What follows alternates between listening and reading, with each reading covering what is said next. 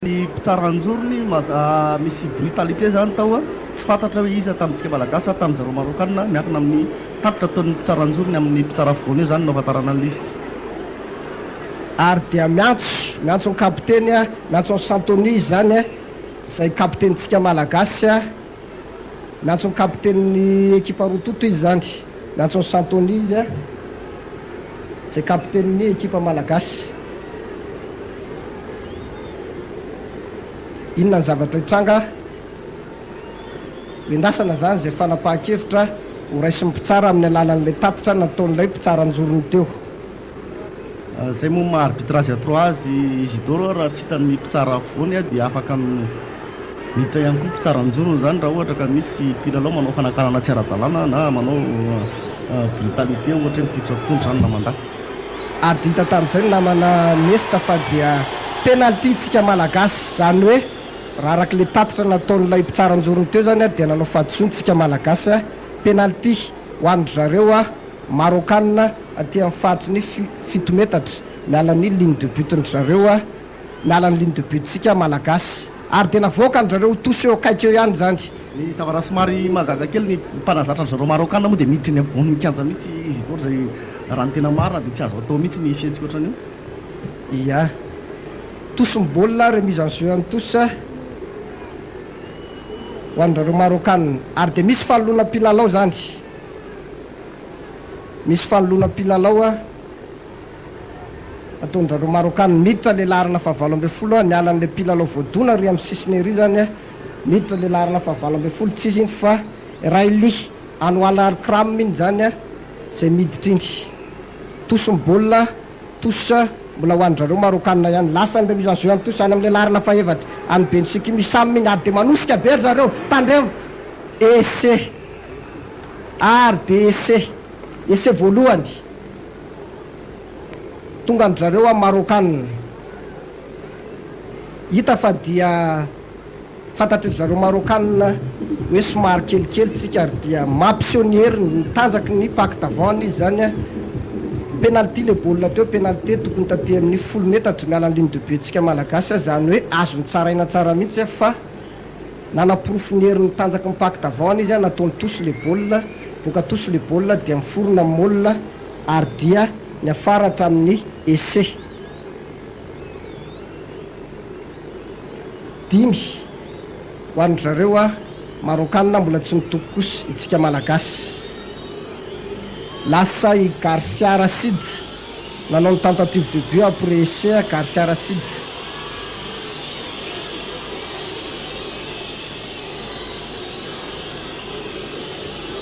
Lasa nidaka ny Garcia Racide ary dia tsy maty 5 no ohatra 5 zany zareo marokanina mbola tsy nitoko kosa itsika malagasy. Hitarak' zany namana nesta fa dia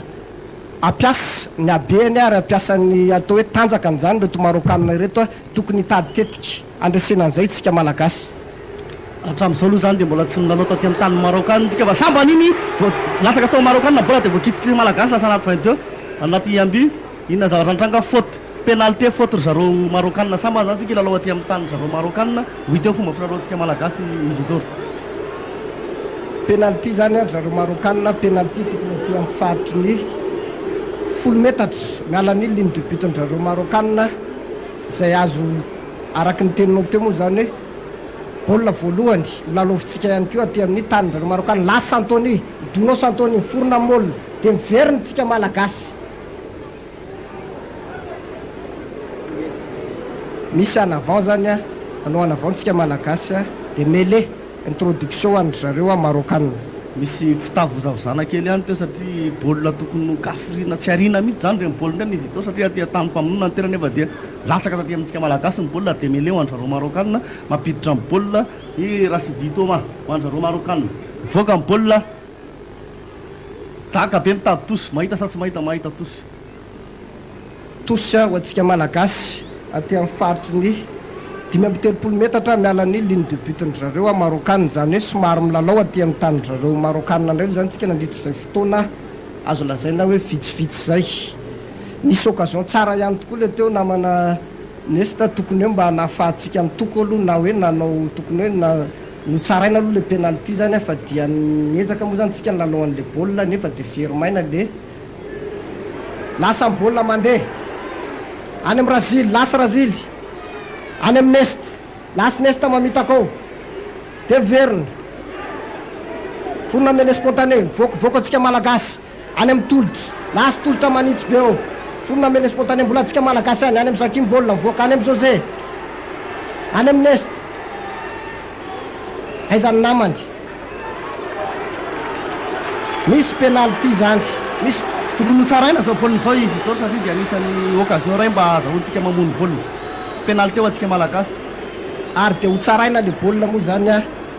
i José moa zany no atao hoe premier buteur atsika malagasy ary raha ny azo lazainy hoe zava-bitan'ny José de tsy tokony ho sarotra amin'ny José zany a ny tsaran'izao baolina zao satria dia aty amin'ny faritry ny 70 metatra rombo 70 metatra mialan'ny ligne de but-ndrareo marokanina ary mifanitsy amin'ny aintso any izany hoe tsy ho sarotra amin'ny José ngamba ny Nesta ny ampitoko atsika malagasy 3 tsara mariana ihany ho zay zay manaraka ny télévisionna malagasy fa 5 zareo marokanina tsika malagasy kosa izay tsara amin'ny baolina amin'izao fotoana zao mbola tsy nitoko penalty ny baolina ary de ho tsarainy José laharana 70 lasa nidaka ny José miainga tsara ary de maty soma tsara 10 minutes 5 a Maroka 3 tsika malagasy occasion no namana Nesta tsy tokony hitavozavoza mihitsy tsika fa isaky manana occasion azahoana point zany de tokony hitsaraina ihany ny baolina satria de mahazo lazainy hoe manana buteur tsara tokoa tsika amin'ny alalan'ny José raha ny tena marina izy doro de le penalty azotsika tamin'ny voalohany de efa tokony nitsaraina lasa mitoy ihany ny lalao aty amin'ny faritry ny rombotsika malagasy voaka amin'ny baolina any amin'ny José daka be amin'ny José aty aloha aty ary de mahita tosy soma tsara anisan'ny ilaina tokoa androany namana Nesta ilay daka baolina coup de pied en José zany le coup de pied tactique ataon'ny José satria ny coup de pied en José de sady manafiky no fiarovan-tena ihany satria raha tany amin'ny tanitsika malagasy ny lalovana teo taorian'ny daka baolina nataon'ny José dia efa aty amin'ny tanindrareo marokanina ny lalovana aty amin'ny fahatry ny 5 metatra miala ny ligne de but-ndrareo marokanina tosy moa ny baolina zany ho an'ndrareo marokanina ka Inarzi Jalil no manao ny remise en jeu lasa forona molina manosika ihany ndrareo marokanina voaka amin'ny baolina any amin'ny laharana fahaenina any amin'ny Boutali Abdela Fifindy ary tsy mamela mihitsy koa plaka azy tsika any amin'ny laharana fahasivy mbola mandrosa any ndrareo marokanina mbola mandeha any ny baolina aloha lasa nidaka baolina marque de marque nanao marque mito iny tsara de tsara tokoa zany décision ray sy mito zany satria daka baolina iny zany miditra anatin'ny 20 metatritsika azo atao manao marque ny andry ela loatra mity fa raha vo manao marque misy avy atrany de afaka milalao izy doro mba tsy ananina ny fotoana lasa nidaka baolina voaka tosy ho andrareo marokanina tsara ihany voan'izany baolina zany satria atsy mitsipika manasasaka ny kianja aty ny baolina dakany mity dakantsika malagasy teo no mivoaka de atosy ho andrareo marokanina 10 minutes elo izay teo nisa teo mbola manatombo zareo marokanina tokony ezaka tsika malagasy aloha anatratra io isy io ary tokony tsy lalao be loatra ty amin'ny tanitsika aty fa raha vao misy ny occasion de tokony mandaka baolina iny tsika amin'ny alalan'ny coup de pied tactique zany zay fanaony José tosy ny baolina lasa mitsipitosy azondrareo marokanina any amin'ny Argentine de miforona molina mbola any amin'izareo marokanina ihany atseho tosy izy penalty mitsofoka côté ta itsika malagasy rehefa resy tosika dia nisy mpilalao malagasy mitsofoka atao amin'ny côté izy doro ary dia faute ho an'zareo marokanina penalty ho an'zareo marokanina inona ny zavatra mitranga misy mpilalao marokanina mitsirara amin'ny tany aloha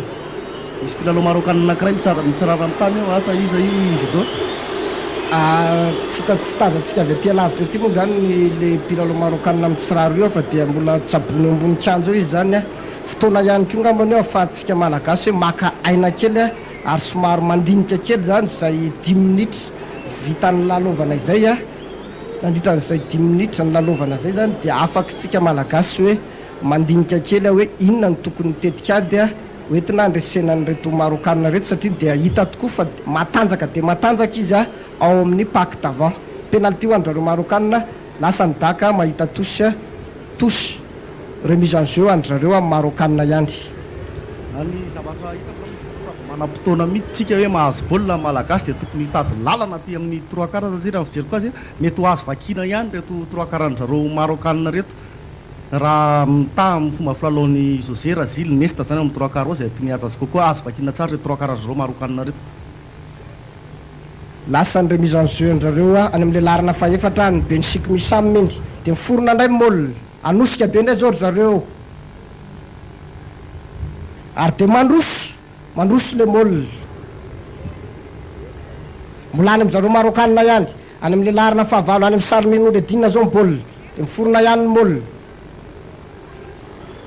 lasa mivoaka ry amin'ny trois quarts ary tandremo zany fa ratsy.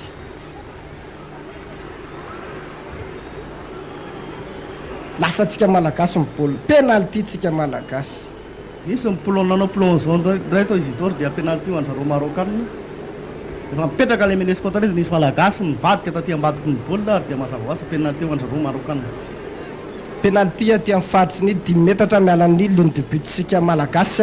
ary dia tous les teo ihany navoaka an'zareo marokanina ho toso zany. Midika indray zany fa hitady essai fanoloana indray zany zareo marokanina satria dia hita fa matanjaka izy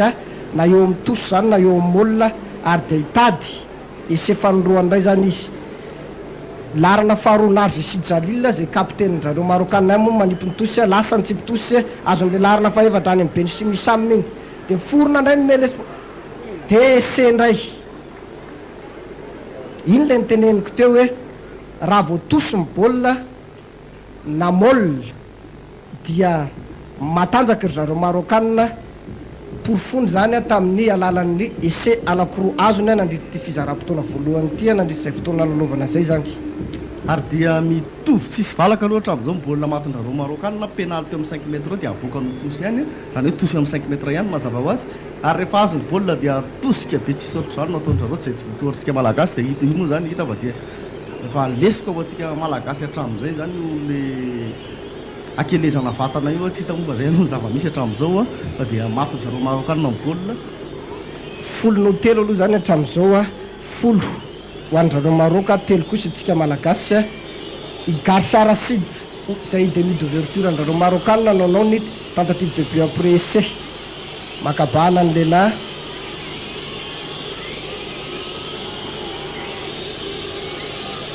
lasa ny daka-baolina ny Racide miainga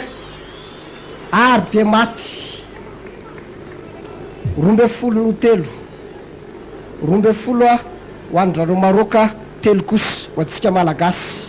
Mila manova tetikady tsika namana Johnson Neme indrindra fa eo amin'ny Moll zany tokony hitady tetika tsika hoe ahoana fomba hibloquena an'le progression ny Moll ho an'zareo marokanina reto satria raha tsy zany dia isaky no aty amin'ny tanitsika amin'ny baolina dia ho essai foana.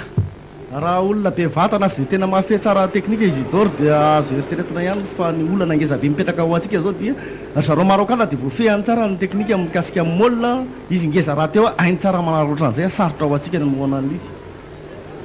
Amitoy ihany lalao lasa baolina any amin'ny Coco lasa Coco manitsy eo miditra entre deux Coco dia mbola tapavoaka lasa ihany tsika malagasy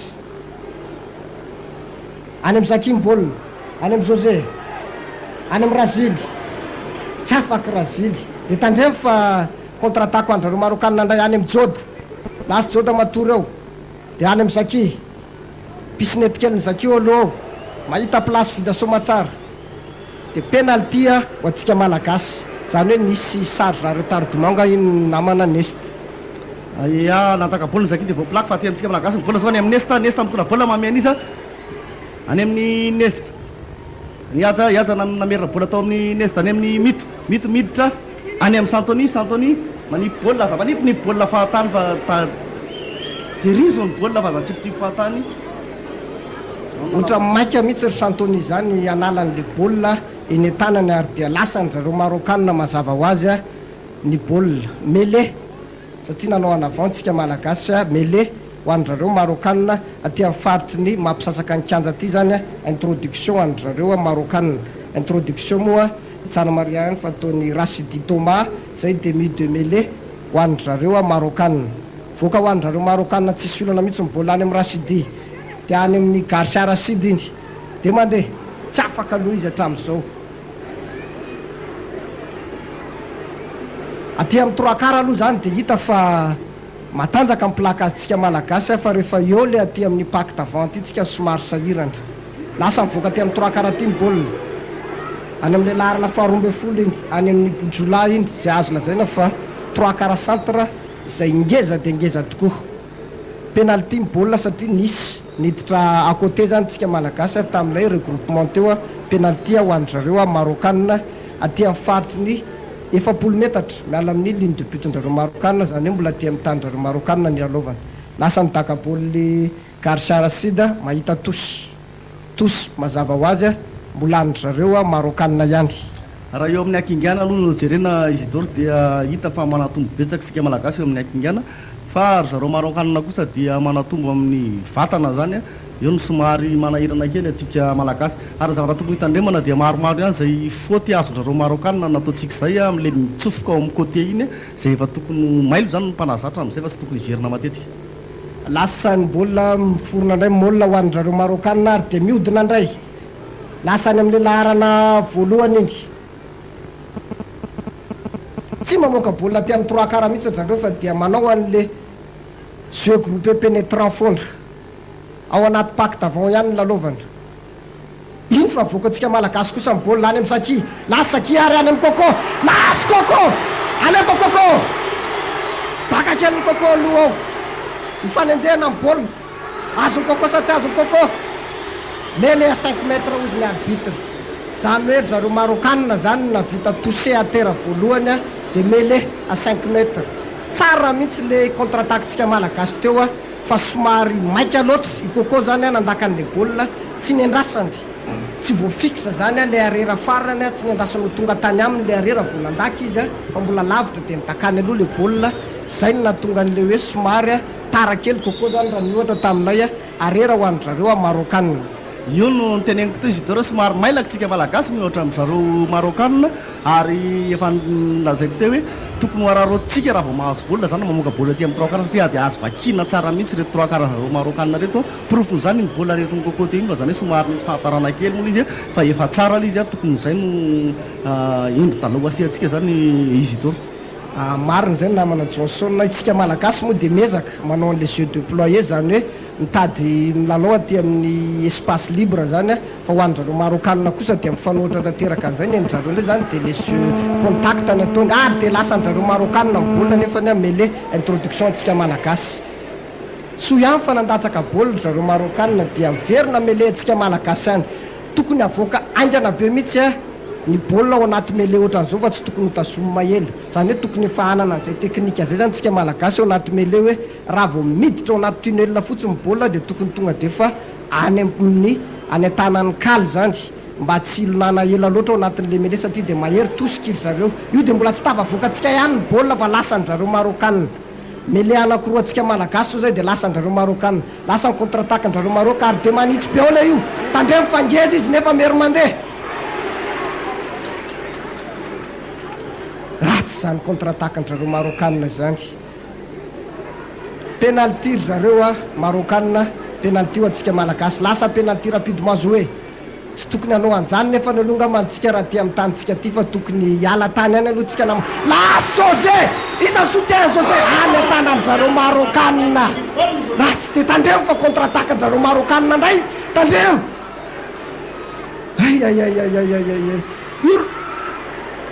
mele à 5 mètres ko vonjy mifaly baolina ratsy zany fa dia ifamalina aloha zany ny fanafiana amin'izao fotoana zao eto mikanja be Mahamasina zay ampatsahivina ihany hoy zay teo fa anarahantsika ny lalao zay eo na 15 maquis de Madagascar manao akanjo maitso sy zareo manao Marocanna manao akanjo mena sy fotsy zany 12 12 ho an'zareo Marocanna 3 kosa atsika malagasy nahita occasion na essai tsara anakiroa teo mbola tsy concrétiser aloha hatramin'izao mino sika fa ho concrétiser ihany zany rehefa avy eo lasa ny baolina mandroso ihany ny mele ho an'zareo Marocanna de tandremo ndray fa so d'essai ary de essai tena taterin-drareo marokanina fotsiny tsika amin'ny sera voaty amin'ny tantsika no misy mele na molina na tosy zany namana Johnson. Eo no mila vahaolana aingana dengana ngamana Isidoro zay tokony jereny mpalazatra satria aty amin'ny 3 quart aloha dia azany mitovitovy nalazany hoe manatombo mihitsy ary tsika malagasy aty amin'ny 3 quart fa azo lazaina kosa fa dia tena resy be tabe tsika eo amin'ny avazany inona no tokony atao tokony jerena inona ny anoerana an'izay fa dia afaty baolina matetika zareo marokanina raha ohatra ka tsy mahita vahaolana amin'izay tsika. Anisan'ny vahaolana voalohany amin'izay ngamba aloha namana Nesta dia le hoe tsy tokony filalaovana baolina ty amin'ny tanitsika. Tsika zao teo nahazo penalty raha ny eritreritro manokana aloha zany dia tokony niala tany aloha zany tsika mba halana ty amin'ny tanitsika ty le baolina fa tsy dia tokony hilalao baolina loatra ty amin'ny tanitsika ty.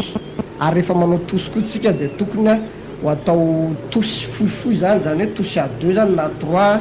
atao vitsy zany nisan'ny mpilalao anatina tosy. Ho amin'ny mele moa iny tsy azo elana fa dia tsy maintsy valo ihany nisan'ny mpilalao eo ny tokony hitadiavana hevitra aingana. Ary dia 17 no telo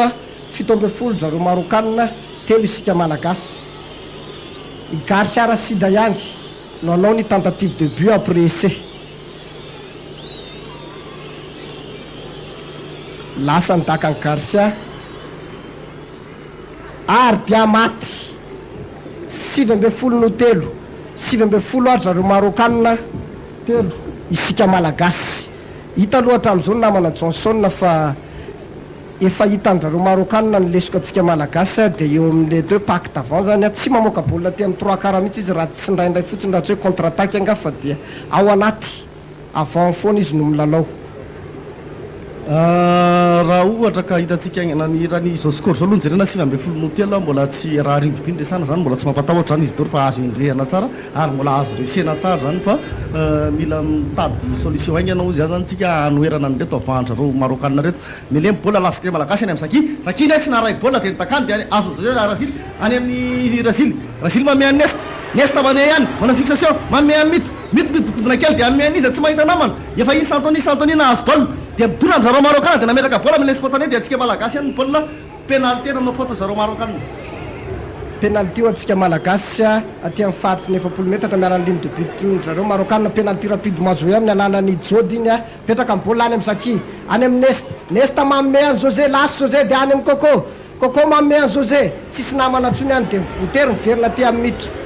lasa any amin'ny mito ihany ny baolina manitsy ao anaty olona any amin'ny faly any amin'ny tolotra lasy tolotra manitsy any amin'ny faly tsara aloha zany atakitsika malagasy zany satria mbola tsy very ny baolina hatramin'izao any amin'ny José any amin'ny Santoni lasy Santoni aizany namany Santoni petraka amin'ny baolina dia misy fahadisoana nataon'zareo marokanina penalty atsika malagasy tsara aloha ngamany tsaraina io penalty io namana Nesta satria dia tokony ahena aloha le elanelanisa 17 no telo tokony ezahantsika trandry manena io isy io. Zay ny tsara indrindra Isidoro ahena aloha ny elanelanisa ary raha izany ny fomba filalaoantsika zany aloha dia azo lazaina fa efa anisan'ny tsara dia tsara ihany ary mihina fa tsy maintsy ahitambokana zany aorina kely io rehefa teo. Ary zareo marokanina koa zany hita fa rehefa manao an'le jeu déployé manao jeu na 3 quart sy attaque ohatran'izay zany tsika dia hita fa somary misy azo lazaina hoe miraikitra ihany zany reto pack d'avant zareo marokanina reto fa tsy araky ny eritreretantsika anazy hoe sady ranjanana no mahery miazakazaka fa somary mihita ihany zany misy reratreraka ihany. I José laharana 70 amin'ny Kazamaky de Madagasikara no itsara ity penalty ity. Penalty izay aty amin'ny fatsiny 25 metatra mialan'ny ligne de but ndrareo marokanina lasa nitaka José miainga soma tsara ary dia maty 17 no enina. Tsy mbola misy atahorana zao score zao tsy mbola misy atahorantsika malagasy aloha raha izao score zao fa dia eo amin'ny tetikady fotsiny andresena ny pack d'avant ndrareo marokanina ireto izay zany ny tokony ho tediavin'ny mpalazatra aingana dia aingana ary rehefa miditra amin'ny fizaram-potoana faharoa dia mba ahitana vahaolana izay olana goavana lehibe eo amin'ity ekipa pirenenantsika ity. Lasa le laharana 10 Garcia Aracida manao coup d'envoi lasa baolina any amin'iza any amin'ny tolotra lasa tolotra manitsy eo forona mele spontané tokony avoaka avy hatrany io dia mialitsika lasa nidaka ny Coco mahita tosy sa tsy mahita penalty zareo marokanina nisy hors-jeu zany tao nisy vol de charge zany tao afaka indray aloha zany tsika malagasy ary dia tokony tsy asiantsika eritreritra io baolina io fa dia tokony ho takatsika ho any amin'ny toso zany. Hatramin'izao aloha ngamba izy itony raha tsy diso mbola tsy nahazo tosy mihitsy tsika malagasy tokony ambojerevana kely zany le fomba fanampazana tosy fangalana an'ilay izy eo takana tosy ny baolina José zany makaba nandaka baolina ivoaka tosy zany le raha mivoaka tosy mazava azy fa dia atsika malagasy ihany ny tosy lasa nitaka José voaka sa tsy mivoaka tsy mivoaka nitaka José fa dia azon'zareo marokanina dia valy daka be ihany koa zany dia mbola tsy mivoaka ihany koa nitaka an'zareo marokanina any amin'ny koko manome an'iza manome any José mitondra baolina any amin'izy any amin'izay le baolina latsak'izay hoa tokony ho tandremana mihitsy fa dia manome tombony ho an'zareo marokanina nefa ny avantagentsika dia baolina mivoaka any amin'ny 3/4 ohatran'ireny nefa dia tsika indray manao atsinamina manaro baolina izy itoro ohatrany somary tsy naharaka kely le tiany José atao ihany le namany zany satria dia raha ny fixan'le adversairany zany José dia somary atao hoe varindrina ihany anga le namana mpanaraka any José moa nitady an'le baolina teo ka dia latsaka zany dia mele mazava loatra ho an'zareo marokanina lasa ny baolina aty amin'le 3/4 tsy efa tosy fezam-bola tsy tosy dia mandeha any amin'le larina fa 4 ambin'ny folo any amin'ny Kenouchi Mohamed iny mbola any amin'zareo marokanina ihany eo indray zao mivoaka ny baolina any amin'ny 3/4 dia miverina ao ferme eo ihany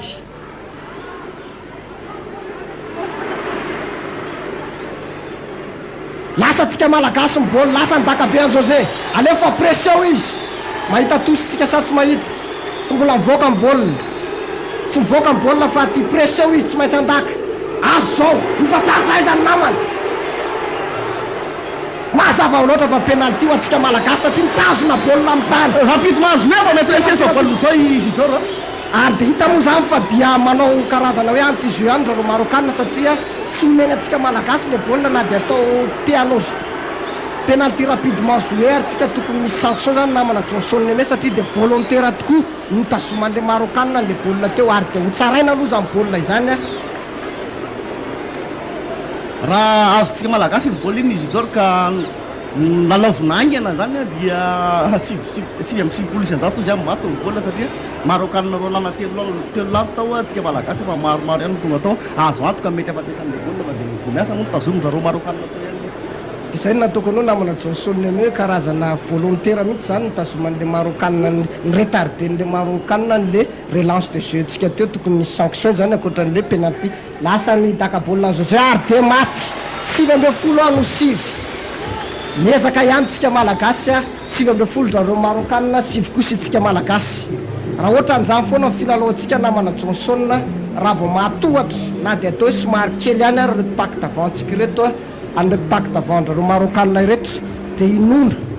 fa mety isy vokana izay ary dia ezaka ny 3/4 mba atratrarana io isa an'zareo marokanina io 5 ary zareo maroka 7 itsika malagasy lasa ny coup d'envoi ndrareo marokanina milalany Garcia Racida any amin'izany baolina any amin'ny faly lasa faly miditra ao tokony avoaka aingana diaingana zao i baolina io aloha dia mele ho an'zareo marokanina iny le niteneniko teo hoe raha vao aty amin'ny tanyntsika ty ny baolina azo faly le baolina teo tokony tonga dia lovy reny faly aingana mitady ny mpandaka baolina ty amintsika malagasy dia miala aloha tsika satria dia anisan'ny efa atahorana indray mele aty amin'ny faritsy ny 20 metatra miala ny ligne de but tsika malagasy io lasa ny introduction amin'ny alalan'ny Rachidi Thomas voaka ho an'zareo marokanina ny baolina lasa any amin'ny Garcia Racida iny dia mandeha ty aloha aty zareo aloha raha 3/4 dia tsy mahavita izy raha 3/4 zay dia voaprofo zay fa tsy mahavita izy raha voaseo dia 3/4 anjana mivoaka ny 3/4 atsika ary dia tsara zany plakaziny Brazil larana 12 zany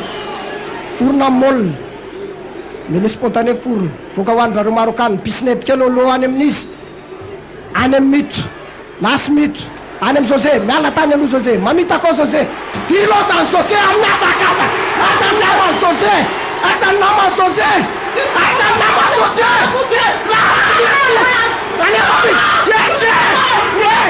tonga mity nese izy resitsika malagasy amin'ny azakazaka ireto marokanina ireto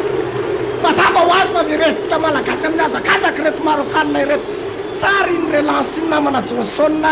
nainga taty amin'ny mity taty le baolina ary dia nivaky iny José ary dia hoe tonga amin'le fitenenana hoe nijoro teo ampitoerana teo daholo zareo marokanina eseo atsika malagasy rehefa manomboka savolaina le marokanina Isidoro zay le teneniko hoe tsara dia tsara mihitsy any amin'ny 3 quart tsika amin'ny lalao ary manatombotsika izay ny azo ilazana azy manatombotsika any amin'ny 3 quart manatombotsika hita moa zany tombono atsika zany na eo amin'ny atao hoe défense na amin'ny attaque satria rehefa manataka zareo marokanina dia hitatsika fa mahavita sady fa tsara mihitsy areo 3 quart tsika tsika koa rehefa manataka dia ohatran'ireny ny zavatra apokan'ny 15 maquis de Madagascar zany ary matin'ny nesta moa zany le but après essai teo 7-20 no 9-10 7-20 zareo marokanina 9-10 ny 15 maquis de Madagascar neft larina fa 7-20 zay nanao an'le tentative de but après essai teo somary voadona kely moa zany José tamin'izy le namaky vaky teo iny ary dia mbola tsabona kely aty amin'ny sisiny aty ary dia nesta no nandray andraikitra tamin'le fitsarana bola teo ary dia maty soma tsara izy 9-10 antsika malagasy 7-10 zareo marokanina zay nazaiko teo izy mantsany monsieur Isidore hoe azo enjehana tsara eo azo resena tsara zao elanela misy zao io zany José moa hitatsika fa mbola tsabona aty amin'ny sisiny aty izy zany natao hoe foty voalohan'ilay essai azotsika malagasy teo lasa ny baolina manao anavandra no marokanina lasa tsika malagasy ny baolina zay fa mifoa amin'ny torimaso ny 15 maquis de Madagascar any amin'ny tolotra itsio izy ny tolotra latsaka ny baolina dia misy avantage ho andrareo marokanina voaka ho andrareo marokanina ny baolina mbola lasa ihany izy tandremo aiza le placage any amin'le larana faharoa any amin'le Narzisid Jailal iny zay kapiteny zareo marokanina penalty tsika malagasy ary dia atsonony misy mpilalao anankiray ndray zany eo iny José zany larana fahafolo zay somary mandringa ihany izy moa ny fototr'ilay essai tonga atsika malagasy teo penalty tsika malagasy izy fahatsona zany to nataony faly larana faharoa amintsika malagasy ary dia manompo miditra ihany moa zany zao José fa mbola tsy nisoloana fa mbola afaka amin'ny lalao ihany ny lehilahy lasa amin'ny tos ary dia mahita tos somatsara tos aty amin'ny faritsy ny roa metatra tos mbola ho andrareo marokanina ihany satria penalité le baolina teo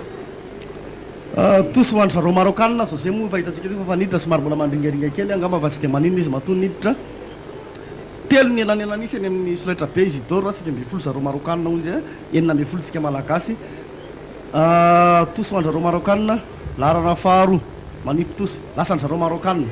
ary dia eo indray fa le tosika be fa dia tandremo zalahy fa toera arak'izay zatao le izy fa rehefa voatohatra ny avahany tsisy atokony any 3 quart manohatra mafy aloha tsika malagasy amin'izao manohatra mafy ary toery ihany fa efa miamandroso makany akaiky ny ligne de but tsika malagasy izy zany eo zany dia efa tokony atao zay tsy anatonana ny ligne de but izy deo fa akaiky ligne de but dia efa ratsy be enjana tokoa namana Johnson lay conservation de balle zany ataondrareo marokanina satria dia taty amin'ny fahatiny 20 metatra taty no lasa any amin'ny atao hoe 10 metatra mialan'ny ambutitsika malagasy ny baolina mbola mivoaka ho andrareo marokanina ihany any amin'ny Rasidi baolina zao dia any amin'ny larina faharoa any amin'ny Narzisiny tandremo 10 metatra mialan'ny ligne de but-tsika malagasy ary dia misy surnombre aty essai mahazava loatra fa rehefa avy ny flan tao anaty avantotsika dia malalaka be ny 3 quart satria dia nisy tamin'ireo 3 quart tsika zany voatery nanao fiarovan-tena tao anatin'le molina teo ary dia malalaka mazava loatra ny 3 quart zareo marokanina ary dia nahita essai izy 4-20 no 9-10 4-20 ary zareo marokanina 9-10 isika malagasy za teo namana Johnson dia nyteny hoe tokony ravotazotsika amin'ny isa 7-10 no 9-10 aloha farafaratsiny ny isa zany mandritra ny fizaram-potoana voalohany dia azo lazainy zay fa tsara ho tsika malagasy kilanjo moa nisy an'ity essai tonga an'zareo marokanina ity ndray na izao raha Isidore mbola azo enjehana tsara fa ny olana ozy oberina foana hoe tsy voatohatritsika mihitsy rehefa manosika ny pacte d'avant zareo marokanina reto dia zay zao nafaty an'le bola teo niditra tao ny 3 quart nanampy an'le avant satria resy tositsika ary navoaka ny tampoka ny bola dia en surnombre indray sy taty amin'ny 3 quart maty ny mazava ho azy ny bola Garcia Racide manao ny tentative de but après essai ary dia tsy maty tombona atsika malagasy aloha zany 420 ary zareo marokanina 920 kosa itsika malagasy. Mila miezaka kely tsika zalahy indrindra fa mipakita avao a mila teo hoe mila miaritra kely ozy fitenenana satria dia efa ho tapitra afaka fotoana foy a ity vizara-potoana voalohany ity.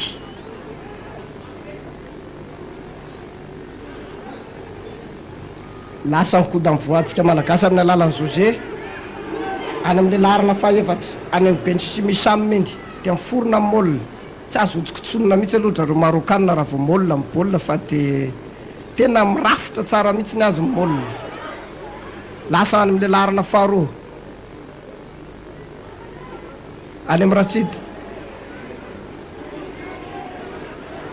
tandremo fa lasa indray izay za mipilaka azotsika tokony ho azotsika zao baolina zao manao anavaontsika malagasy mele mazava loatra ho an'zareo amarokanina 420 maroka 920 itsika makido Madagasikara. Tsika makido Madagasikara zay azo lasaina hoe mbola tsy de lavitra loatra io isy io fa azotsika enjehana tsara io a raha voatoharitsika na de kely ihany ara ireto pakita vandrareo marokanina ireto. Lasa tsika malagasy ny baolina any amin'ny Brazil mameny izy mameny nesta ramerano kokôla na latsaka baolina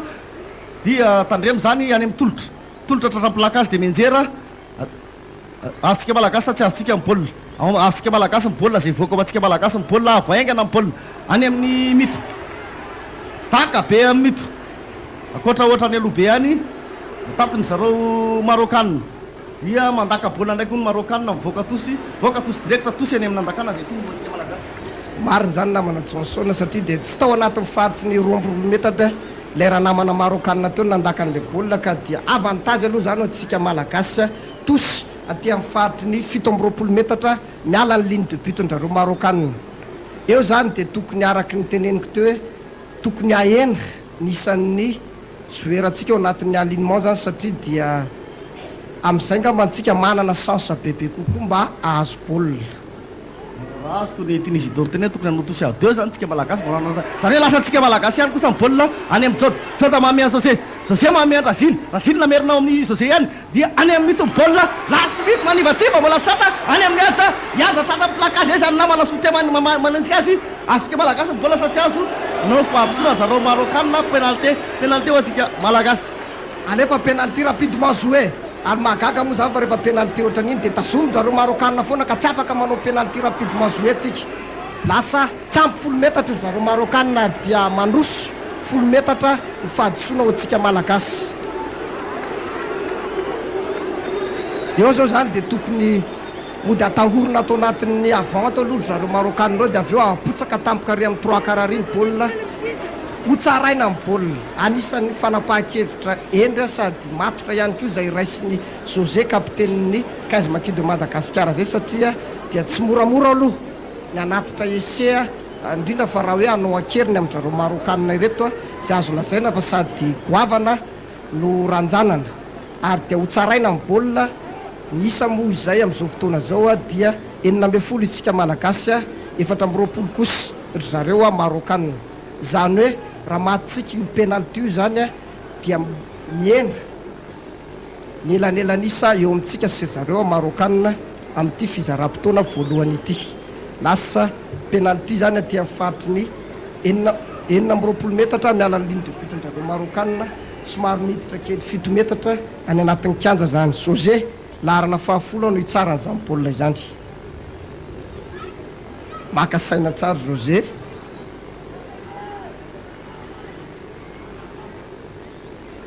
lasa nidaka ny José miainga soma tsara ary de maty 420 tsara de tsara tokoa zany fitsarana baolina ataony José zany fa dia manampy nisantsika malagasy aloha zany ary mampiena nelanela nisa misy eo amintsika sy zareo marokanina ary dia tapitra ihany koa fizara-potoana voalohany ary azo lazaina zany fa tsara fiafarana ihany ho atsika malagasy ny fizara-potoana voalohany iny satria dia raha efa nitarika hatrany amin'ny 9 no telo tany zareo marokanina amin'izao fotoana zao kosa nisa dia 420 no 9 izany hoe navita dingana lehibe tokoa zany ny quinze maquis de Madagasikara teo mifanenjehana nisy hoanitrareo marokanina anjara mpanazatra amin'izay manome toromarika mandritra an'izao fialan-tsasatra izao ny anoerana nyreto pacte avandrareo marokanina ireto fa raha voatohatra somatsara reto pacte avandrareo marokanina ireto mindro fandresa itsika malagasy akaina kely vetivety aloha zay dia rehefa aveo indray meona eto amin'ny télévision malagasy. Mbola manaraka hatrany ny télévision malagasy ianareo tompoko lasy tompoko vavy télévision malagasy zay mampiainanao ity lalao eonan'ny 15 maquis de Madagasikara sy ry zareo marokanina ity. 420 nisa teny amin'ny solaitra be tanandritra ny fizaram-potoana voalohany 420 zareo marokanina 20 kosa itsika malagasy ary dia miditra amin'ny fizaram-potoana faharoa indray tsika amin'izao fotoana izao. Tosy mibaolina moa tosy aty amin'ny faritry ny 70 metatra lalan'ny ligne de but andry zareo marokanina. Tosy atsika malagasy irafaly larana faharoa nanao ny remise en jeu amin'ny tosy lasa antsipitoso faly azotsika malagasy lasy Paul manitsy ao Paul dia mianjey raiza soutien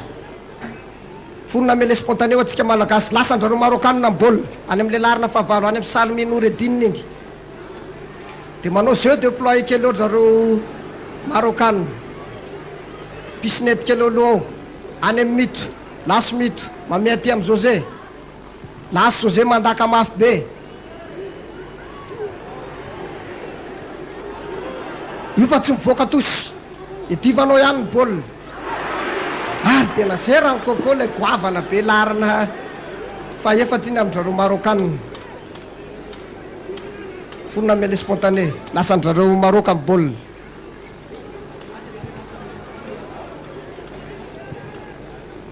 ary dia mahita tosy somatsara izy tosy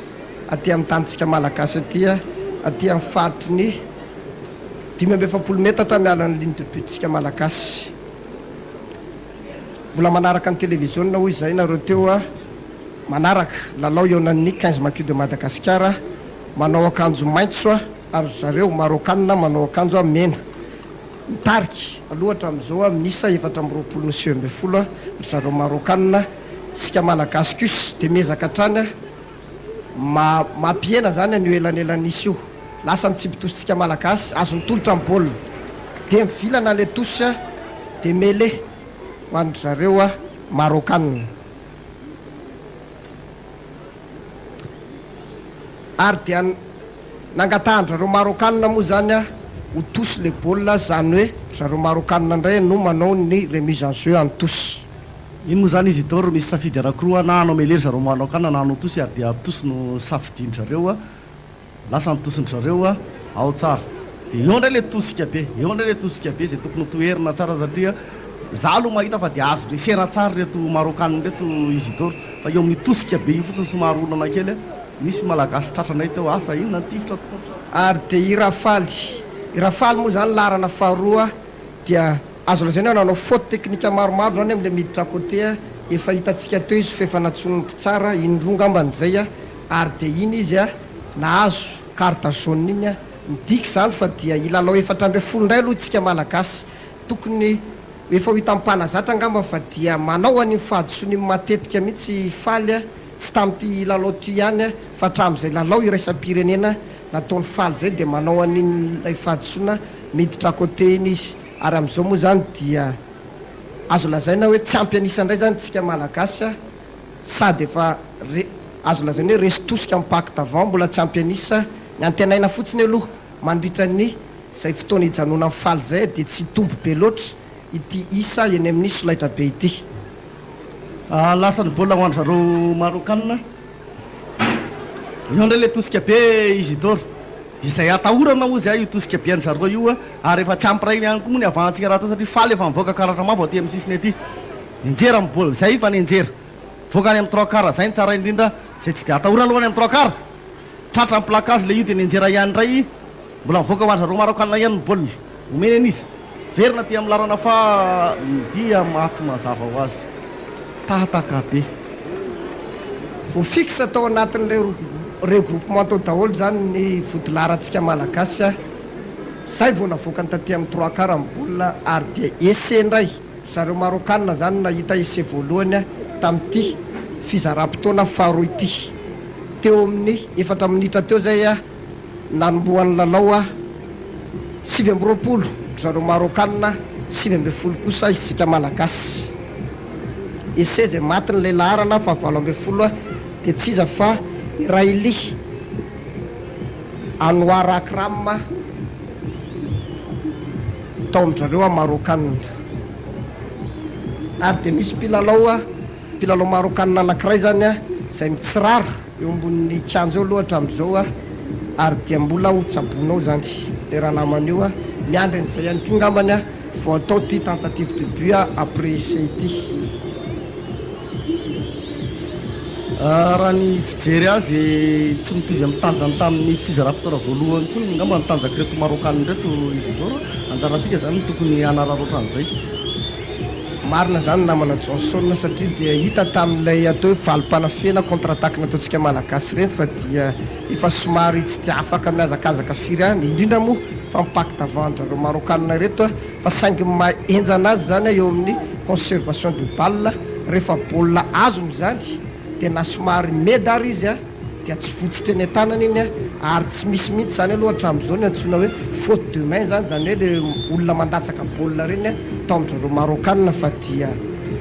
matetika tonga ny foana amin'ny baolina hoentiny zany 7-20 zareo marokanina 7-20 tsika malagasy ary dia maty 1-3 zareo marokanina 7-20 kosa itsika malagasy. Rugby mondresahana mbola score miady zany izy doa ary tena miady mihitsy ny lalao eto amin'ny kianjabian'ny Mahamasina zany score miady zany hoy zany satria azo enjehana tsara zany isa zany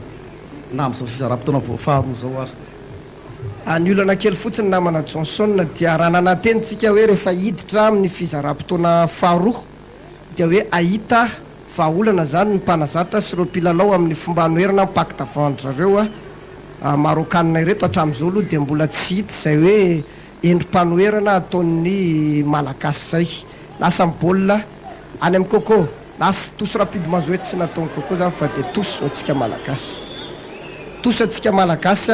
aty amin'ny faritry ny 2-20 metatra mialan'ny ligne de but tsika aty zany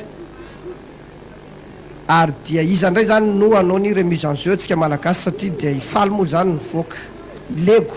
laharana fahatelo ndray zany no anao ny remise en jeu. Mety efa nitady tetika eny mpanazatra izy dora anoherana an'ilay tosika be an'zareo marokanina fa tsy afa manoatra ngamba eo amin'ilay toe-batana zay ngamba no azo ilazana azy. Marina zany namana Johnson lasa ndray le laharana fahavalo zay goavana dia goavana tokoa dia mameo amin'le laharana fahaefatra any amin'ny Belgique misamy iny mbola any amin'zareo marokanina ihany ny baolina ary dia mandroso izy efa tonga teo amin'ny faritry ny 20 metatra atsika any amin'le laharana fahafolo any amin'le laharana 20 tandreo fa ese ndray ary ese raha nieritrerittsika namana Johnson hoe isika no atonga ese voalohany dia zareo marokanina ndray no manatitra ese voalohany ary dia ese faharoany iny zany tongany tamin'ity fizaram-potoana faharoa ity.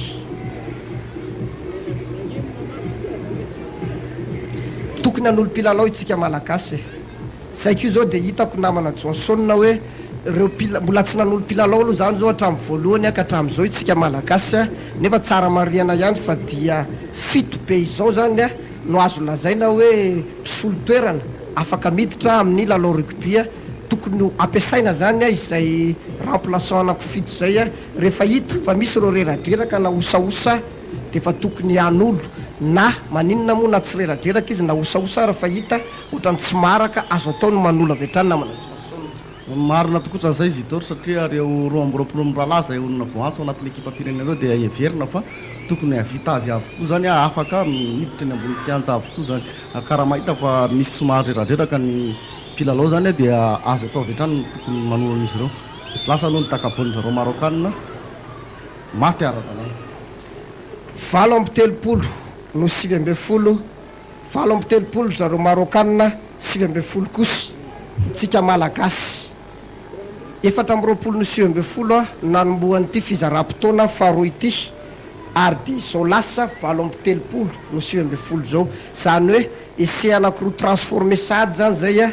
no azony zareo marokanina nandritra izay a 7 minitra nalaovana tamin'ity fizaram-potoana faharoa ity lasa nikodan'vao amin'ny alalan'ny José any amin'ny zareo marokanina mbolina any amin'ny larina fahavalo any amin'ny saly Noureddine iny forona molina de mandroso an'le molina lasa nidaka an'le larina fahafolo tandreny fa ratsy zany reponzany de any amin'ny mito manitso mito lasy mito aiza soty ay mito ay pasy zany de lasa n'le larina fa 7:30 zay miverina moa tsy sor-jeu mihitsy zany fa mandeha mibaolina any amin'ny ady ratsy zany tolotro zany any amin'ny joty voaray ny jota mibaolina sady voaray tafatsangana somatsara ihany jota manao anavant jota de mele hoandro zareo a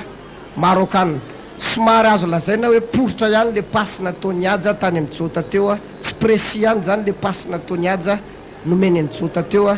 ka dia tsy voaray ny jota le baolina mele zany hoandro zareo marokanina zay atahorana ndray ivadika ese satria de aty amin'ny 20 metatra miala ny ligne de but tsika malagasy atahorana tokotra ny Isidoro mandeha mibaolina misy fahatsona sa tsy misy najanony mpitsara ny lalao manao fahatsona zareo marokanina satria dia manosika tsisy baolina mbola tsy miditra ny baolina dia nanosika zareo marokanina ary dia coup franc atsika malagasy tokony hararotina ihany aty amin'ny 3 quart ozy satria dia iloza atsika malagasy amin'ny tongotra tokotra ny teto zareo marokanina reto any amin'ny Brazil ny baolina Brazil tratra amin'ny placage dia manome an'izy ao amintsika malagasy ihany dia mametraka baolina mele spontané atsika malagasy dia mivoaka ao atsika malagasy ny baolina to lasa ny zareo marokanina indray lasa ny zareo marokanina dia mivoaka amin'ny marokanina mazava ho azy any amin'le larana fahavalo ary dia atahorana indray zany baolina zany Isidoro lasa anavany baolina soa ihany meleo atsika malagasy soa ihany fa anavao iny namana nesta satria dia azo lazaina fa nisy surnombre zany tany amin'ny sisiny tany a inona moa nahatonga an'le baolina teo somary nisy fitavozavozana ihany teo amintsika malagasy zany a de latsaka le baolina teo amin'le regroupement nanao anavantsika petraka ny avantage mpitsara lasa ndrareo marokanina ny baolina ary dia saika ny afara tamin'ny ese soa ihany ozy zay teo fa nandatsaka baolina aloha zareo marokanina zany a nanao pasy avant zany a ary dia mele ho atsika malagasy na mele atsika malagasy ary nefa baolina dia tokony hitandrina ihany tsika satria efa maromaro ihany a izay mele atsika malagasy lasa ny zareo marokanina izay a ka eo zany dia tokony efa isy tetika matipaiky amin'ny demi de mele sy ny talonneur zany a amin'ny famoahana aingana amin'ny baolina ho tonga any amin'ny 3e ligne centre zany a fa tsy ho lalovina ela be nitsika moa zao ny talonneur dia mbola mipetraka aty amin'ny 6 tosy aty Isidoro satria mbola nazo ilay karatra mavo teo asa iza ileko sa iza no miditra ao amin'ny toeran'ny talonneur lasa voaka ao atsika malagasy any amin'ny José daka be any José avy hatrany aty amin'ny faritry ny tsipika manasasaka ny centre aty dia lasa ndrareo marokanina tondra baolina larana fa 13 dia moni dia azo ny placage tsy manary baolina izy na izany naty zany dia miforona mele spontané ho andrareo marokanina jery baolina i Rasidi Thomas dia manome baolina ny namany dia tratra amin'ny placage indray le io lasa ndrareo marokanina ihany aloha baolina hatramin'izao dia any amin'izao ary tsy very mihitsy zany baolina zany Isidoro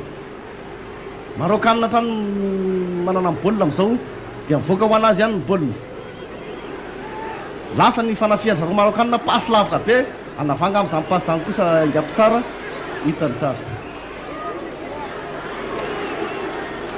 eleo atsika malagasy nisy anavant zany to nanao anavandro zareo nanao pasy avant zany zareo marokanina dia afaka indray aloha tsika malagasy mele zany atsika malagasy aty amin'ny faritry ny 5 metatra tsy miala ny ligne de but tsika aty tsika moa zany hatramin'izao dia mbola milalao 7:30 satria dia mivoaka ifaly zany larana faharoa ao amin'ny 15 maquis de Madagascar ifaly zay tsara mariana ihany fa dia betsaka ny faute technique ataony zany amin'ilay fidirana à côté zany amin'ny regroupement na molina io nahazo mele spontané ary dia efa nahazo fampitandremana maromaro mihitsy izy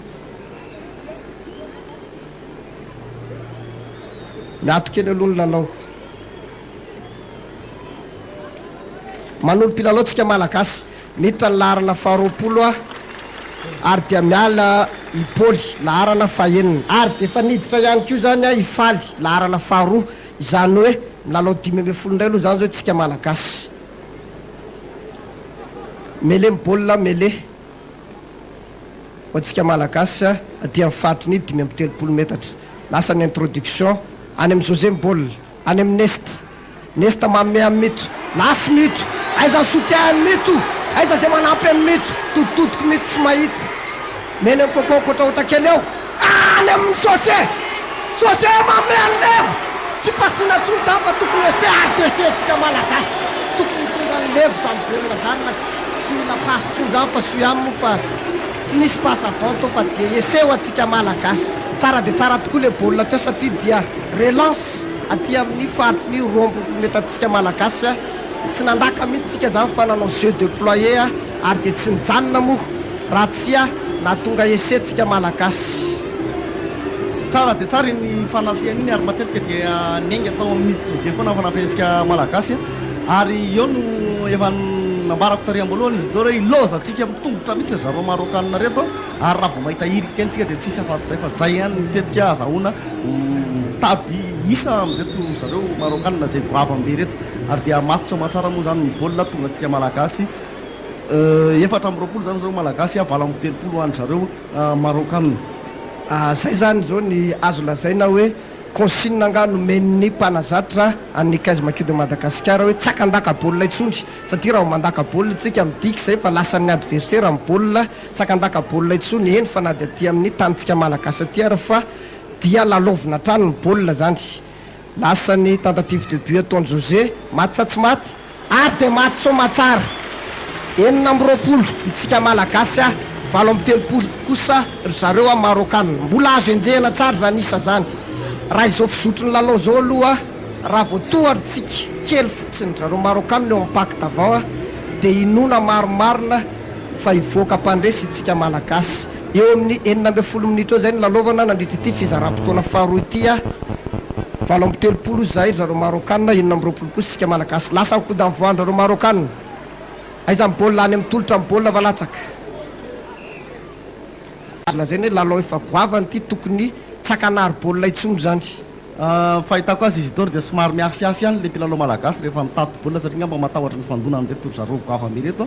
amin'ny ankapobeny dia azo lazaina fa manatombo izy atsika malagasy amin'ny lalao fa resy arabatana fosiny anga lohatra amin'izao misy placage sambalo ataotsika malagasy zany mandeha ihany ny lalao any amin'ny laharana fahenina Boutali dia mele spontané ho any zareo marokanina dia raha sy dito mandray baolina mame any laharana fahafolo dia mijijijo ndray dia tratra placage de menjera mele spontané ihany zareo dia mamoaka ihany ary amin'ny zareo marokanina ihany tratra placage mele spontané miforona ho an'izy ho any zareo marokanina ihany any amin'izy bola dia any amin'ny zareo marokanina dia molina ndray amin'izao fotoana zao dia lasa ndray le tosika be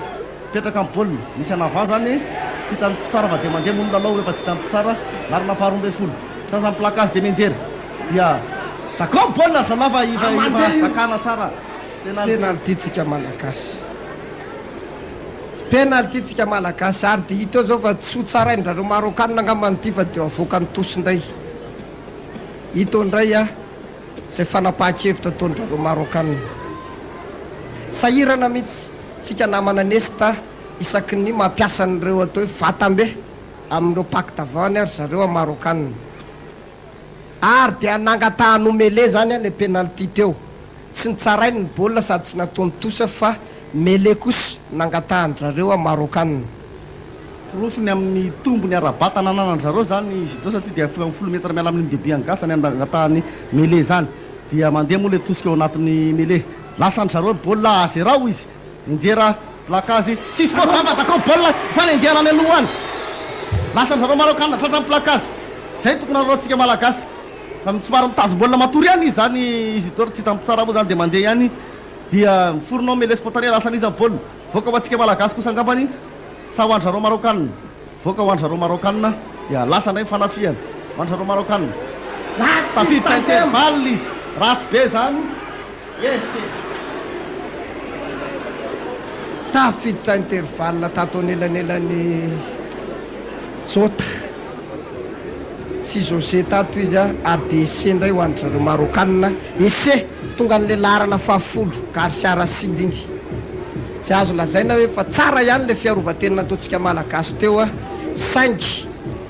nisy indro kely zany tamin'le fiarovatena tamin'ny farany teo a ary de natonga esendray zareo a marokanina 320 no 420 zany nisa 320 zareo marokanina 420 kosa itsika malagasy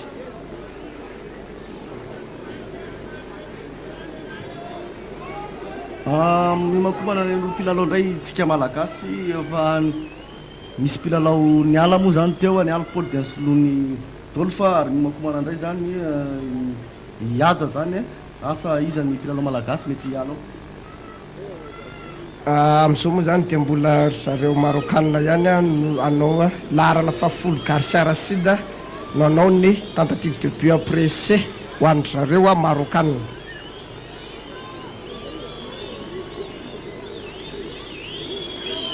lasa ny dakany Rashida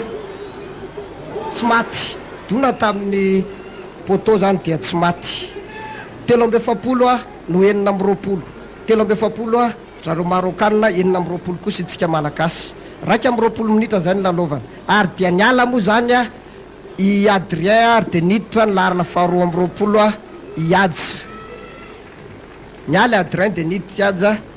mbola misy 20 minitra eo zany lalovana amty fizara-potoana faharoa ity lasa nykodamvoa am José any am'le larana fahavalo any amy Salmi Noureddine igny de fonona ndray mele spontané any am zareo marokanina ambolina voka de mandaka be aty aloha aty mahita tosy sa tsy mahita tosy lasa tosy rapide any amy jota mandeha zany lasa jota mandeha zany Paul zany jota dona mafy eo jota aiza soutien fonona mele spontané voka atsika malagasy mbolina lasa manitsy eo Douglas manitsy Douglas de lasa iandy pisinety kely olo dakany koko mbolina tsy tokony de andaka boly loatra n'izany tsony tsika koko fa dia namany azo lazaina hoe aina verimaina ihany no atoraka raha ohatra tsika ka tonga ty aloha aty vao mandandaka fatany ohatran'izany any amin'ny aja amin'ny boly ay latsaka amin'ny bolina any an-tanany aja ay misy plakazy azo lazaina hoe enjana mihitsy zany ataon'zareo marokanina zany fa dia tsisy karatra aloha fa de mandeha zany hatramin'izao mandeha zany plakazy azo lazaina hoe plakazy kosomofo tenitsika malagasy azy fa de tena miainga ambony mihitsy le mpilalao malagasy so iantsika fa mataty soka ary de mbola tafarina somatsara mity nitondra bola taony ary reny atao hoe plakazy dangereux reny Isidore tsara mazahany izy mandeha mibola rapide manzo eo atsika malagasy misy tany forno atsika malagasy any voka saky mibola any amin'ny Douglas ary dia nisy boly de sarge nataony zareo marokanina rapide manzo ihany amin'ny sakina ameany José mba ameany Razily raha meameany Nesta nitokodinao Nesta tafiditra sasy tafiditra dia namerina bola ndray ratsy fandray lala bola ndray tsika malagasy dia avantage zareo marokanina moa lasa ndray zareo marokanina dia tsaso tsony ese ho andry zareo marokanina asa tsika gasy ndray ve nivizana fa tsy vizany tsika malagasy namana Johnson fa dia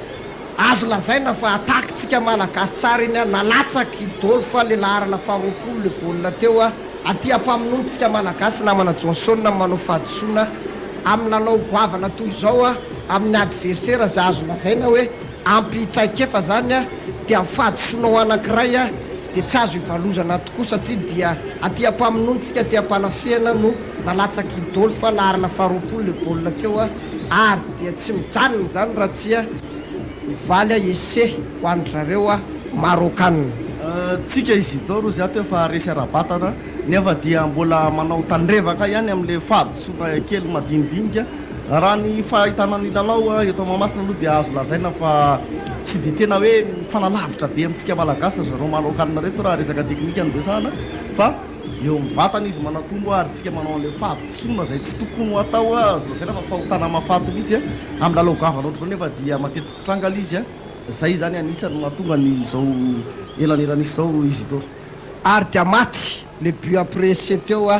10 no 420 10 zareo marokanina 420 itsika malagasy 4 minitra eo zay ny lalovana fahadisoana de fahadisoana takoa satria dia faute de main na tonga n'ilay ese tonga ny zareo marokanina teo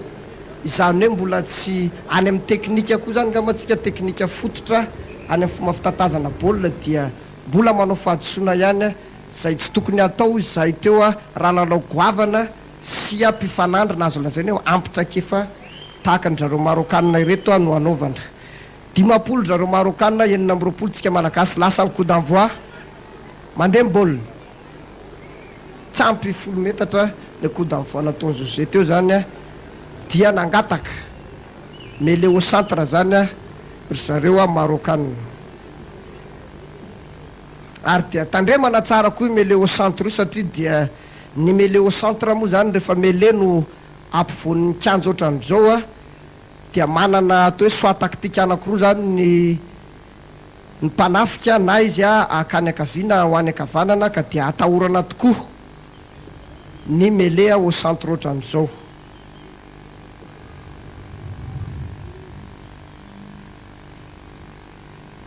mêlée zany ho andry zareo marokanina efa netana ny Rachidi Thomas momby baolina dia nampidiriny lasa n'le 3e centre reo Rachidi Thomas ihany na amin'ny larina faharoa folo dia piso netikely eo aloha daka be ahoana voaka tosy ary tosy aty amin'ny andakana satria dia tsy nitotona tanaty kianja fa mivoaka direct amin'ny baolina eo amin'ny tsipika manasaraka ny kianja eo mihitsy anompo lalaotsika malagasy miala ny larana voalohany ny Douglas dia miditra larana fa 9 Jimmy no hiditra ho antsika malagasy izay misolo ny Douglas.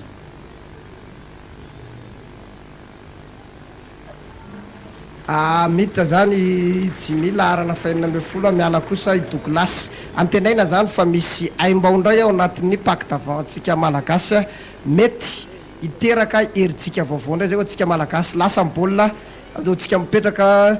mêlée spontané. Hay misy empilement kosa zany ataondrareo marokanina zany ary dia hita ampy tsara penalty antsika malagasy penalty rapidement zao hoe amin'ny alalan'ny Zaki lasa baolina any amin'ny Dolf manome ny lego dia tsy ampy 10 metatra zareo marokanina dia mandroso 10 metatra indray ny penalty atsika 17 minitra eo zay ny lalaovana ho tsaraina le baolina ary dia i José ny tsara azy efa niteny zany namatsika ho tsaraina ka dia ho tsarainy José le baolina. Anisan'ny safidy tsara ihany zay izy doro satria tsisy ohatry manakely ny elanelanisa aloha azahoana manenjika azy ahena aloha elanelanisa fotoana mbola lava anisan'ny tsara ihany ny fitsaram-baolina mariny zany namana Johnson ary tsika ihany koa zany dia manana buteur zay azo lazaina hoe buteur mitovy amin'ireny buteur efa avy lenta ireny i José zay efa hitantsika teo moa ny zavatra nataony fa azo lazaina fa José zany androany dia tsy niraty mihitsy zay baolina nitsarainy ary ity anankiray ty koa ngambany dia anisan'ny ho fatiny José lasa nidaka ny José miainga soma tsara ary dia maty 50 no 20 raha i José aloha zany amin'ny fitsaram-baolina dia azo atao hoe azo deraina manokana mihitsy fa manana avy teknika tena ambony dia ambony tokoa zany i José ary anisan'ny tombona antsika malagasy ny fananana mpilalao toan'ry José ireny. Hatramin'izao zany ny baolina nitakan'ny José dia maty 100 isan-jato Isidore anisan'ny zavatra tsara tokoa zay any amintsika malagasy ny baolina any amin'ny Jimmy tratra amin'ny placage dia mametraka mêlée spontané antsika malagasy voaka any amin'ny José mameny Rasile nameny Nesta zay somary ratsy tolotra ihany dia Nesta mitokodinao tratra amin'ny placage dia nameny izy any amintsika malagasy any amin'ny tolotra mitondra baolina dia tafavoaka dia nametraka baolina mêlée spontané antsika malagasy any amin'ny izy mitondra baolina zany dia antsika malagasy ihany dia mêlée spontané ho antsika ihany moaka baolina izy Zaki mameny José mameny Rasile tafiditra Rasile ary dia lasy Rasile aiza mpanaraka azy José iny José atenio ato José rery any laty avampi José sota José zany dia sady azo lazaina fa ofure olonay ozy ny fitenenana sady mitsara baolina izy ary anisy mitondra baolina ihany keo anatin'ity ekipa pirenena malagasy ty dia ese iny noetiny José azo lazaina fa vaky pake nanomboka taty amin'ny faritry ny 70 metatra miala ny ligne de but tsika malagasy tatya tsy mifarana moa zany raha tsy tonga tany naty ambitony zareo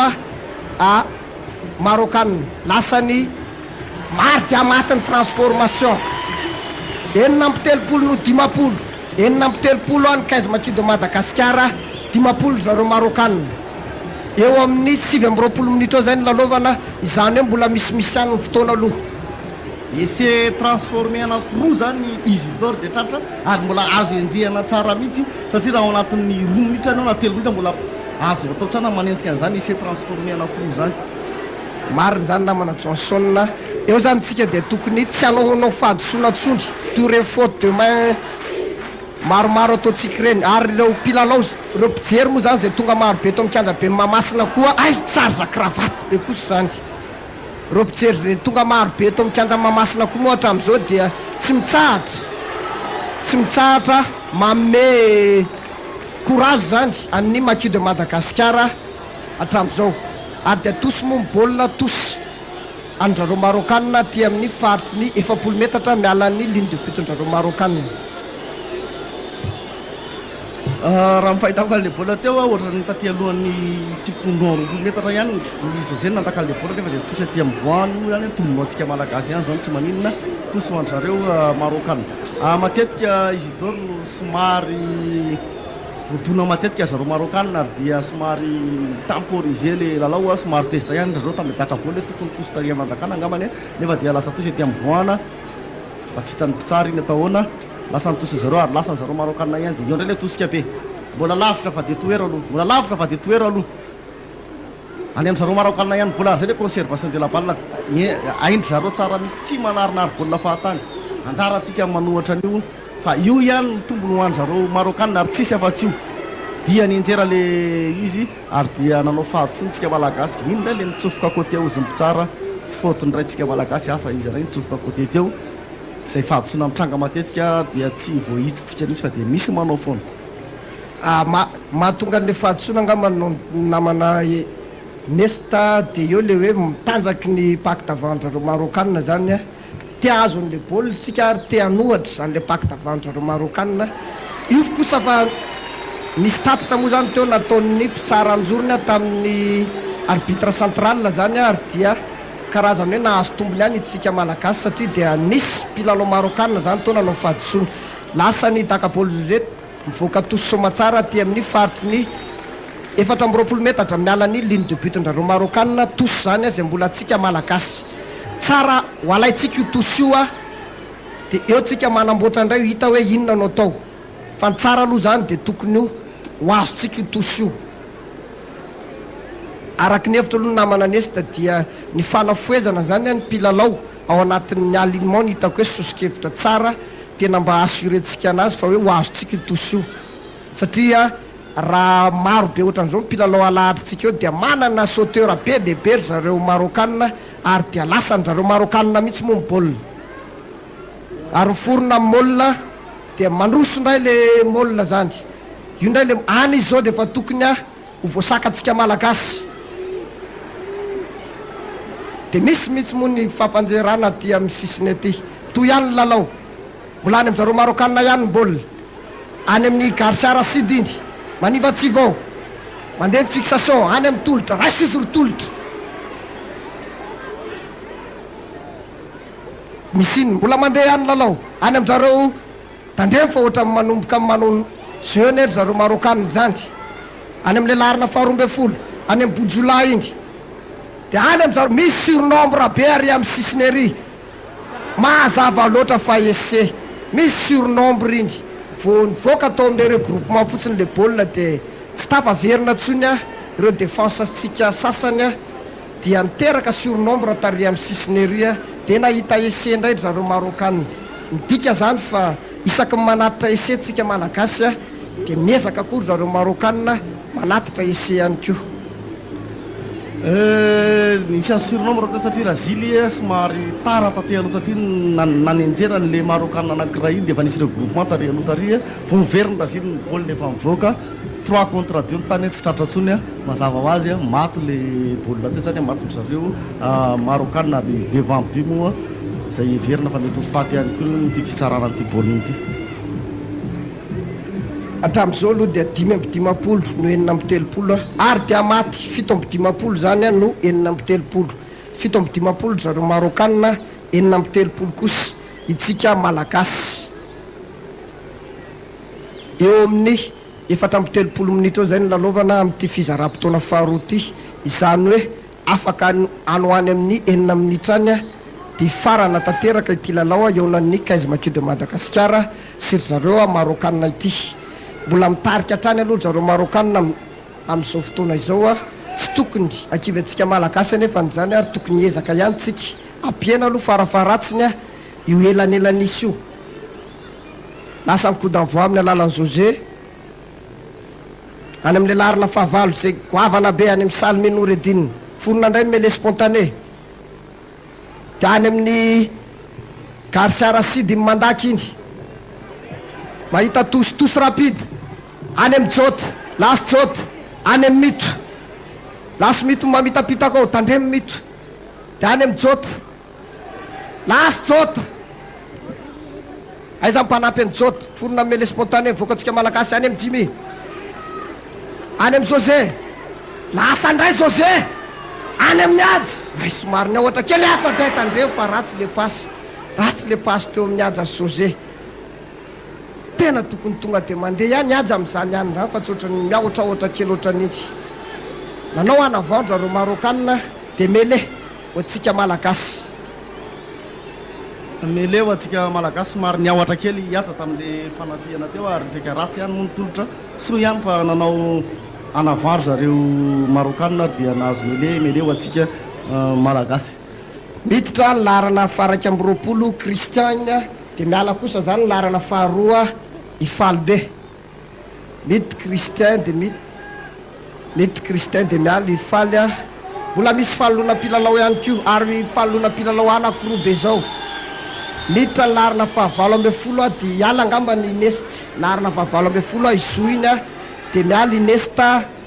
Ihaja ihany koa miala, dia miditra ny larina fahafito amby folo dia Ivoavy. Zay azo lazaina angamba ny raha tena nieritreretina hoe tsy navita tokoa reny mpilalao reny hatramin'izay, somary tara ihany zany fanoloana mpilalao ataontsika izany satria dia mpilalao telo be zao moa no nosolotsika teo aty amin'ny 3 minitra akaiky ny farana lalao. Lasa amin'ny baolina any amin'ny Brazily, aiza mipanampy any Brazily mipetraka amin'ny baolina any amin'ny José, lasy José mame azo, lasy Mito aiza soutien Mito, tsisy soutien Mito zao Mito afa-tsy kokorery koko mame azo oeto, lasa ny zareo Marokanina amin'ny baolina ary dia mivoaka tosy izy. Zoa larina fahavalo amby folo ilay vao niditra teo soloan'ny Inesta zany ny saika nahatonga ny lese teo. Toso ny baolina, toso antsika malagasy aty amin'ny faritry ny 20 metatra miala ny ligne de but tsika zany. Christian larina faraka amby 20 nanao ny remise en jeu antoso ho antsika malagasy. Tsara mariana ozy zay fa 7 zareo Marokanina, 9 kosa isika malagasy. Lasa ny remise en jeu amin'ny alalan'ny Christian, filana be le izy dia avantage any zareo Marokanina. Dia aty amin'ny taniny aty zareo Marokanina dia efa manomboka manao an'le molina ary dia efa manomboka manao progression, dia lasa indray le goavambe akapo izy, zay akapo izy, lasa ihany ny atakan-drareo Marokanina any amin'le larina faharoa any amin'ny Bojolahy Bobekary iny, dia tandreo fa misy surnom lasa indray izy azo sa tsy azo ary dia misy soutien izy DC. Ratsy zany ataky ny ataony zany namana Nesta satria dia aty amin'ny faritry ny 7 metatra miala ny ligne de but neneny manomboka zany ataky zany. Ary tiana no mampatsiahy fa any amin'ny 3-4 reny lalandreny zay 3-4 antsika voavy soloina daholo le mbola vao matanjaka Isidore fa dia tsy nahaso an'zareo satria en surnombre ihany koa izy teo satria 3 contre 2 izy teo soutien misy izy efa tonga ry akaiky ny ligne de but atsika ty nanenjika ihany José teo nefa dia atao akory raha verseny tatao anatiny fotsiny baolina dia maty ara-dalàna tsisy fanafany. Midiky zany namana Nesta fa dia matanjaka ary manana teknika tokoa ireto Marokanina ireto satria dia raha mpilalao hafa zao nohatran'ireny raha tia amin'ny tany nohatran'ireny dia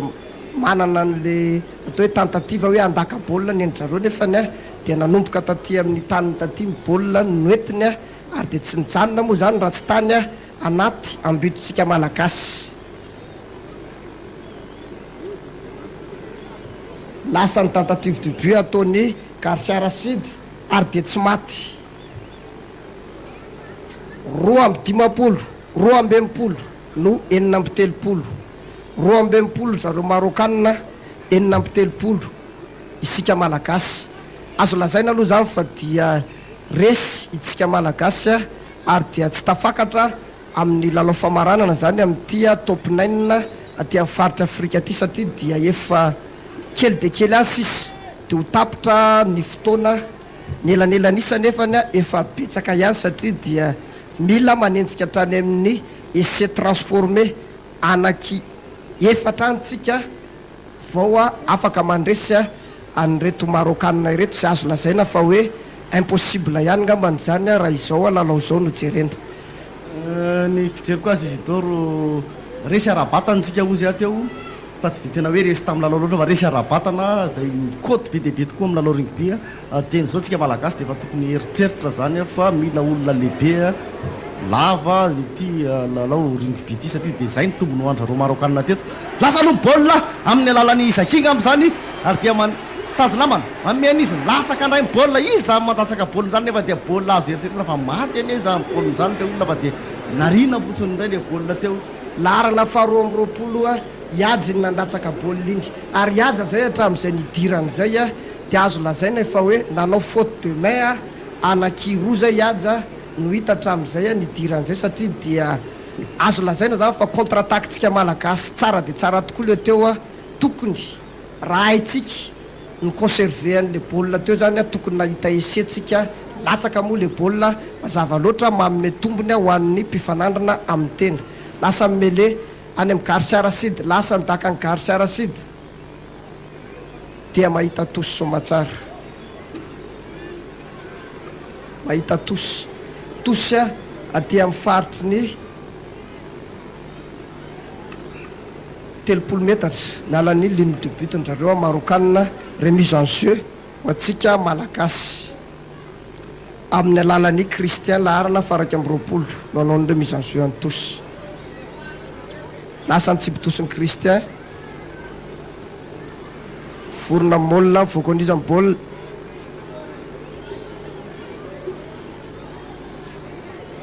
eo indray de efa manomboka indray zany le attaque be andrareo Marokanina ary de efa karazany hoe manao démonstration de force izy zany a amintsika malagasy. Tsika malagasy moa dia tsy mahavita manenjera azy na manohana azy. Lasa mibola any amin'ny Garcia Racide de mitafiditra anaty couloir izy ary de misy surnombre randray so ihany fa latsaka zany baolina zany ary de mele ho atsika malagasy efa latsaka amin'ny baolina ianao mbola mandehandeha anaty ambiton'olona any any namana Dermoni Mohamed ary de tena tratrany Coco iny efa latsaka amin'ny baolina zany efa en avant zany hoe tsy tokony netiny Dermoni Mohamed atsony le baolina mbola netiny a ary dia sarge moa i Coco a ary dia taraiky eo raha namana aloha hatramin'izao taraiky eo a i Dermoni Mohamed baolina mbola mitoy ihany a mele ho atsika malagasy aty amin'ny faritry ny 12 metatra mialan'ny ligne de but tsika. Lasa nitosika be andrareo Marokanina tava voakatsika malagasy any baolina fa poritra forona mele spontané any amin'ny dadakely de mandaka mafy be eo dadakely ary mahita tosy ary de tapitra ny lalao a nivoaka mpandresy tamin'ity lalao manasa-dalana fiadinan'ny top 9 aty Afrika aty zany a zareo Marokanina raha nandresy ny 15 maquis de Madagasikara tamin'isa 2-20 no 9-30 lalao zay azo mariana hoe mendrika ny lalao a naseho an'ny 15 maquis de Madagasikara saingy nisy lesoka be teo amin'ny azo vatana zany a sy ny teo amin'ny atao hoe avetesana zany zay tombony ho any zareo Marokanina izay vatana sy avetesana izay teo ihany koa moa zany a ny avo teknika andrareo Marokanina sy azo lazaina hoe tsy nitovy loatra tamin'ireo afrikanina rehetra zay nanao teto amintsika ohatran'ny Ouganda sy ny sisa ohatra, fa zareo marokanina zany rehefa mahazo baolina dia enjana tokoa vao mahazo baolina any aminy. Ary azo lazaina raha hoe tsy nahazo baolina tany aminy mihitsy zany itsika malagasy, fa matetika dia mahatonga ese foana iry zareo marokanina. Tapitra teo indray aloha zany ny lalan'ny 15 Maquis de Madagascar tamin'ity top 9 ity azo teraina hoy izahay reo mpilalao niezaka zany tokony ataontsika malagasy dia tokony mba mitady mpilalao izay aingana vavety ranjanana. Zay azo lazaina hoe tsy mora aloha zany raha amin'ny toe-batantsika eto Madagasikara, nefa tokony ho atao laharam-pahamehana izay raha te andeha lavidavitra kokoa isika malagasy eo amin'ity taranja rugby 15 ity, satria rehefa tafakatra any ambonimbony any isika dia toy ireny foana mpilalao miandry antsika, toy ireny any satria dia ny zareo namibianina zay ho hitantsika tsy ho ela moa zany anao ny coupe du monde dia mbola azo lazaina hoe ngeza noho ireny ary mbola teknisianina lavidavitra kokoa noho ireto marokanina ireto. Izay ihany koa tompoko lasy tompoko vavy no mamarana fitantarana ity lalao rugby teto amin'ny kianjan'ny Mahamasina ity. Teo amin'ny fitantarana moa zany namana Rabenazava Isidora sy namana Nesta, teo amin'ny fangalana sary kosa Andriaronosy Abelona, Ratoary Zafy Fanomezana, Iajara Zafy Mipiasa ary Fraisatsoa Andriamampiantona. Teo amin'ny feo namana Razaka Patrick, teo amin'ny fanatotosana namana Germain Andriamanantena, Napinny Razafy Matratra, Paul Martin. Ireo mpanampy zany dia teo Ratsimbazafa Landy, Rakotoniaina Pascal ary Rakotomanga Saki. Dia manome fotoana rareo indray ny televisionna malagasy hiaraka hatrany amin'ny lalao rugby 15. Mandram-peona tompoko.